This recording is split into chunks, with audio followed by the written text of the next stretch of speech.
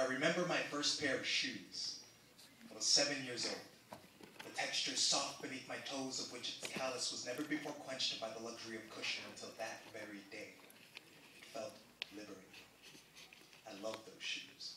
With every safety net my soul could weave, with every heartbreaking departure made with inferior toys at malls before, I've sunken into complete adoration for these. As kids, we've necessitized wanting, and I knew I needed to want these shoes so fucking bad. First, they were alien to my familiarity.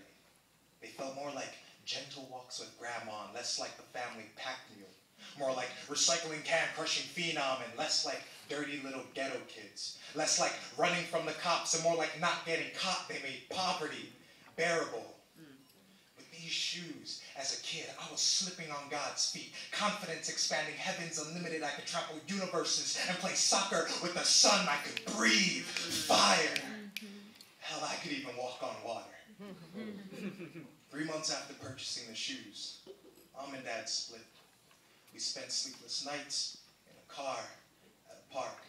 4 brothers, packaged by a sleeping bag, crammed into the back seat of a Toyota, and as claustrophobic as that car was, the only suffocating experience was from the tension. Mom and Dad, to no trouble at all, hauled from home to where our hearts even heavier. I died eternities between each breath, clasping stomach with knees. I cradled sanity on thin ice, and with all the sorrow stuffed behind a flooded dam, I broke down. Hurling tear bombs on fate's open battlefield, it was a struggle, a fight to grasp any thread of hope that hasn't been slain, with backs stapled to wall and being drowned in hopelessness and gasping with broken lungs and at the darkest point in the night. My eyes slithered open and devoured an image equivalent to a child's sweet dreams. You see my shoes lit up. An active beacon of light assassinating the darkest corners of the vehicle, lighting way to a final teardrop sneaking in and out of the Velcro shoe straps with failed attempts at breaking the 2 halves incomplete. I realized this was an epiphany. I was fucking ecstatic.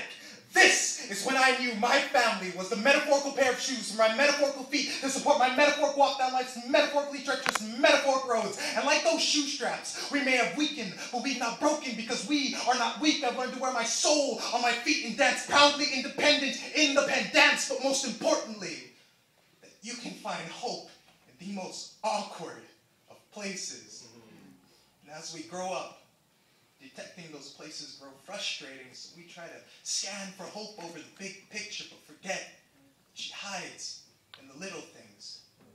Whether it be shoes, an epiphany, a feeling, or a future, we tend to close our eyes in the midst of struggle, through addiction, incarceration, poverty.